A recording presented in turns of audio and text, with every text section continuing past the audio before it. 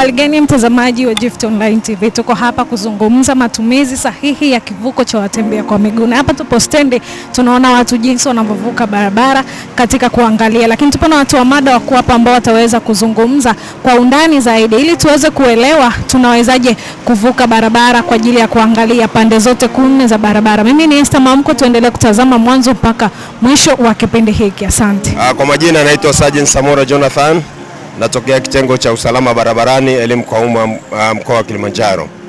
Niko hapa katika kivuko hiki cha watembea kwa miguu, lengo hasa likiwa ni kutoa elimu kuhusiana na matumizi sahihi ya barabara kwa watembea kwa miguu na namna sahihi ya kuvuka barabara.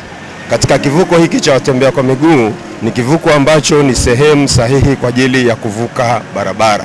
Kwa hiyo sisi kama jeshi la polisi tunatoa elimu kwa watumiaji wa barabara namna sahihi ya kuvuka barabara, ikiwemo kivuko hiki cha kuvukia barabara. Kwa hiyo sisi tunatoa wito na kusema ya kwamba mtembea kwa miguu anapaswa aweze kuzingatia matumizi sahihi ya barabara anapokuwa anavuka barabara, na anapokuwa anavuka barabara aweze kusimama katika kivuko cha watembea wavuka barabara, haweze kuangalia ule upande wa kulia, kushoto, kisha aweze kuangalia upande wa kulia tena, ndipo aweze kuvuka barabara.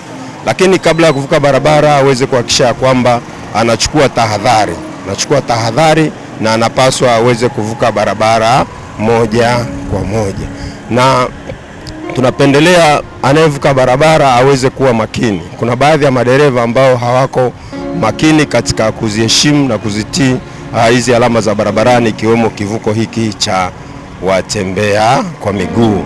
Kwa hiyo wito wetu sisi kama jeshi la polisi tunaendelea kutoa msisitizo ya kwamba mtembea kwa miguu anapaswa aweze kuzingatia, avuke barabara moja kwa moja, asivuke barabara katika hali ya utatanishi ambayo inaweza kapelekea aidha akagongwa na magari.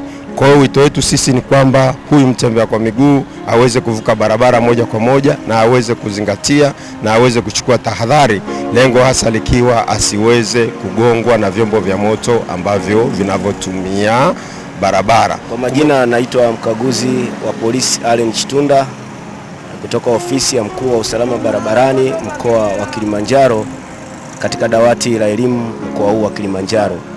Leo tutazungumzia matumizi sahihi ya kivuko cha watembea kwa miguu. Kama tunavyofahamu, moja ya maeneo muhimu na salama kwa mtembea kwa miguu kuvuka barabara ni eneo lenye alama ya pundamilia. Eneo hili lenye alama ya pundamilia kama unavyoliona upande wangu wa nyuma hapo, ndio eneo salama la mtembea kwa miguu kuweza kuvuka barabara pindi anapotumia barabara.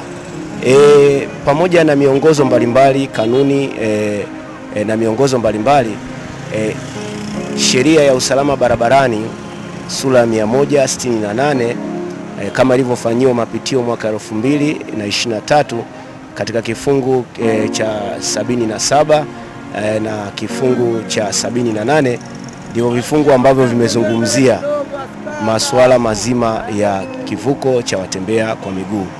Moja ya mambo yaliyojadiliwa mle kwamba kila mtumiaji wa barabara anatakiwa atumie barabara kwa umakini na kwa kuchukua tahadhari bila kuleta madhara ama kusababisha hatari kwa mtu mwingine.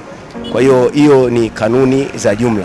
Lakini unapofika katika kivuko cha watembea kwa miguu, kama nilivyosema awali, ni sehemu salama ambayo ya mtembea kwa miguu kuvuka inaongozwa na kanuni. Ipo kanuni ambayo inaelekeza ni namna gani mtembea kwa miguu avuke barabara.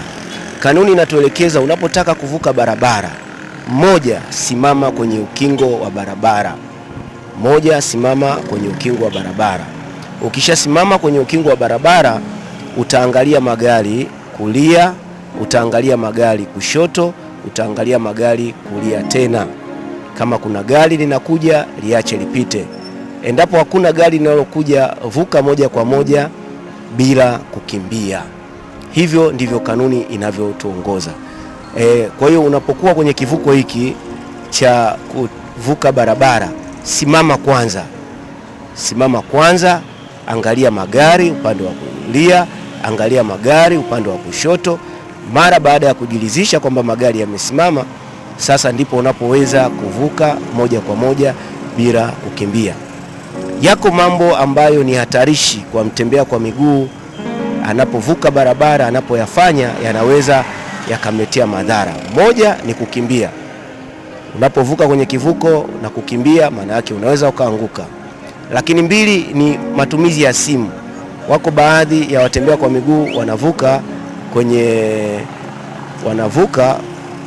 kwenye vivuko hivi watembea kwa miguu wakiwa wanaongea na simu. Hapo unajiweka katika sehemu hatarishi. Lakini wako baadhi wanavuka wakiwa wamevaa earphone ama headphone, visikiza muziki vile vya kuweka masikioni. Hapo pia unakuwa umejiweka katika maeneo hatarishi. Maana yake unakuwa hausikizi pengine honi, hausikizi pengine mazingira yanayokuzunguka. Lakini wako ambao pia wanavuka kwenye vivuko hivi vya watembea kwa miguu kwa mwendo wa madaha, yani taratibu, kiasi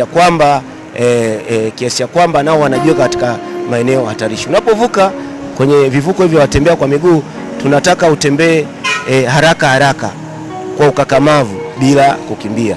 Unapofanya hivyo unakuwa umefanya sahihi na unakuwa uko sehemu salama katika matumizi sahihi ya uvukaji katika vivuko hivi vya watembea kwa miguu. Mtembea kwa miguu anapohitaji avuke barabara, kama nilivyosema, anatakiwa asimame kwenye ukingo wa barabara. Hapa ndipo mahali sahihi pa mtembea kwa miguu kuvuka barabara. Ataangalia magari upande wa kulia, ataangalia magari kushoto, ataangalia magari upande wa kulia tena. Kama hakuna gari ama magari yamesimama, atavuka moja kwa moja bila kukimbia mahali ambapo gari litakuwa limesimama.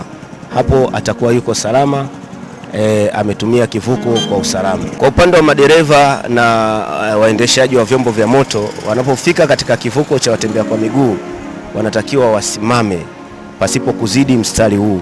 Huu mstari unaitwa stop marking. Kwa hiyo madereva watasimama hapa, na wakati huo watakuwa wanamwangalia mtembea kwa miguu aliye tayari kuvuka barabara kwa ajili ya kumpa nafasi mtembea kwa miguu huyo kuweza kuvuka akiwa salama. Waendeshaji wa barabara waweze kuzingatia matumizi sahihi ya barabara katika vivuko hivi vya kwa miguu, na vile vile waweze kuwa waangalifu. Lengo hasa likiwa ni kuepukana na hizi changamoto zinazotokana na masuala ya kutokea ajali katika vivuko hivi vya watembea kwa miguu. Kwa hiyo kila mmoja achukue tahadhari. Dereva akifika kwenye kivuko cha watembea kwa miguu aweze kusimama, na huyu ambaye ni mtembea kwa miguu akifika katika kivuko cha wavuka kwa miguu aweze kusimama na aweze kuchukua tahadhari. Lengo hasa likiwa ni kuepukana na hizi changamoto zinazotokana na ajali zinazohusisha hili kundi la watembea kwa miguu.